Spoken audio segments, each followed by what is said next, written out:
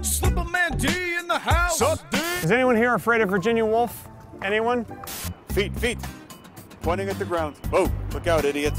I just like to have a great time making videos. I'm not really one to set goals. Excuse me, have you got change for 100? I ain't no skank. I just like to go out and just have fun, and I hope that that fun shows through in the videos that I make. This gentleman's on the phone, please don't bother him while he's on the phone.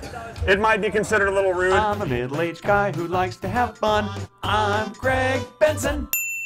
I always wanted to have a theme song for myself, so I made a theme song.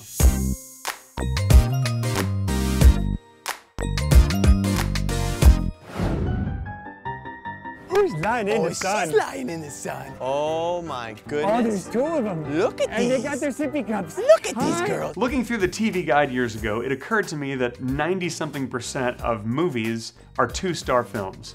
That means that most movies are mediocre films. So when I started to shoot my own stuff, I didn't have any budgets, and I knew that at best, they'd probably be mediocre. So I figured I would just be honest about it, tell people up front, these are mediocre films, watch if you dare. And I think it's worked out just fine.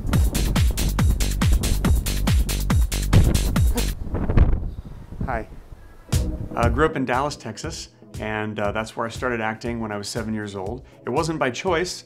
I was hyperactive and my parents needed to get rid of me for the summers, so they sent me off to perform in the theater, and I just caught the acting bug and loved it, and then after that moved right out to Los Angeles.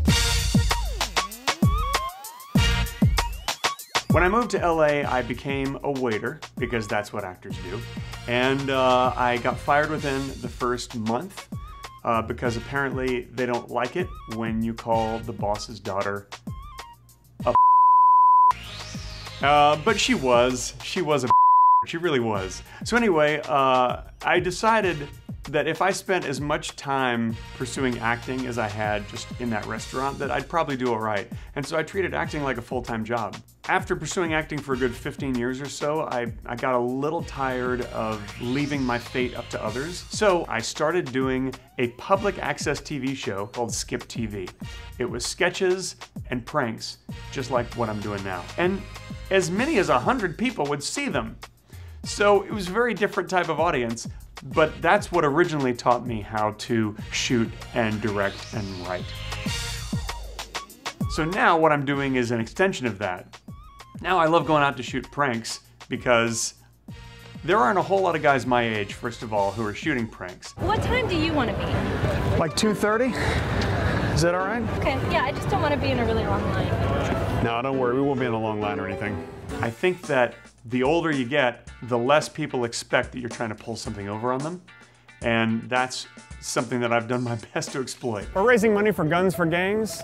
Why? Just because a lot of them can't afford their own guns. They come from underprivileged homes. After a while, I started putting them up on my own website, mediocrefilms.com.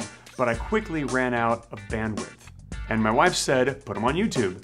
And I thought, nah, YouTube just seems to be a place where people lip sync to songs, and it doesn't seem to be a place where like filmmakers put up, short films. Glad to be part of the team. You finished? Yeah, I'm just gonna run to the restroom before we go. Great, I'll go with you. Luckily, my wife pointed me in the right direction. No, you know what, you go ahead, I'll just wait right here. Come on, I want to see how you pee. Excuse me? Come on, show me how you pee. Around October 2006, I put my stuff up on YouTube for the first time, and within a month, one of my videos, Greg Hits Hollywood, was featured on the front page. And when that happened, I got almost 1 million views like that. It was crazy. And all of a sudden, I had people waiting to see what my next video was going to be. So I had to keep making videos. Have you ever been on television before? Yes. And do you enjoy being on the television? Yes. Don't whack me with that. Don't. Got another one. Within 6 months, YouTube featured another video that I put up, which was the pilot episode of Gorgeous Tiny Chicken Machine Show. That's a series that my wife wrote and starred in, and I directed and edited it. And we put it up, it became a hit. Mr. Lick Poop. Actually, it's Pope. Rick Pope.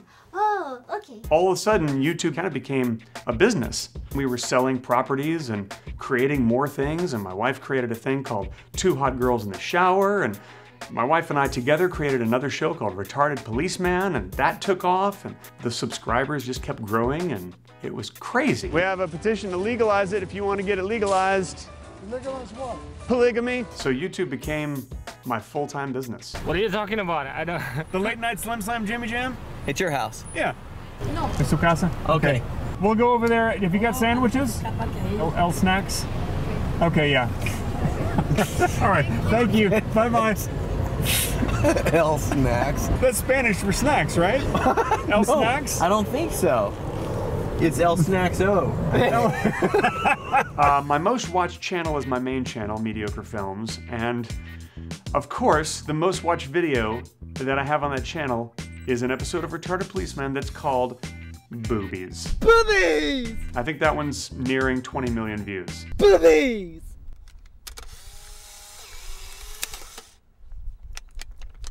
Usually the element of surprise is what makes me laugh the most, and that often incorporates physical comedy. I'm a big fan of Monty Python and the Marx Brothers and a lot of classic comedy that is very basic and raw. Lately I've been focusing more on pranks because that's what my viewers have tended to demand more than anything. Surprisingly, I have not had many pranks go wrong. Only one time did I piss somebody off so much that they actually hit me. Granted, I did a prank that was a little risky, which I referred to as the ham shoulder prank, where I would go up and I'd ask someone a question, thank them, and pat them on the shoulder, and I'd leave a little slice of ham. And this guy, he got so angry that he chased us down and he punched me in the throat. Oh, dude! So I have a fake snake. It looks very real. We're gonna go shoot a simple prank, see how it comes out. Just a snake scare. And I'm just gonna go and throw it to people and see what happens.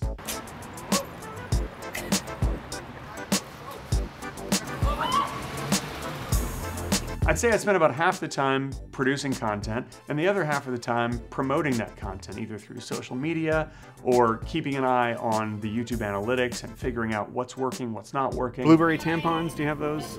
My wife loves blueberry. Okay, they have tampons over by pharmacy as well, actually. And they're flavored? I'm not sure if they're flavored. Okay. I did not expect the success I've had.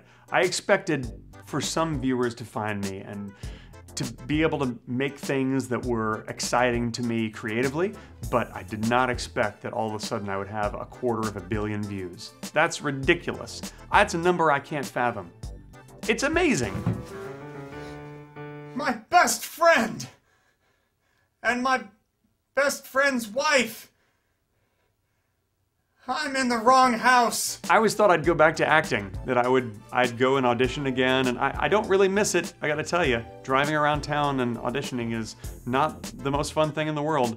So now I'm doing YouTube full time, and I'm still loving it. And I can't believe that I have somehow managed to have staying power.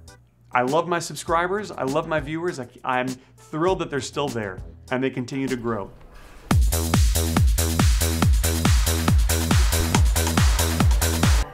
Hi. Hi.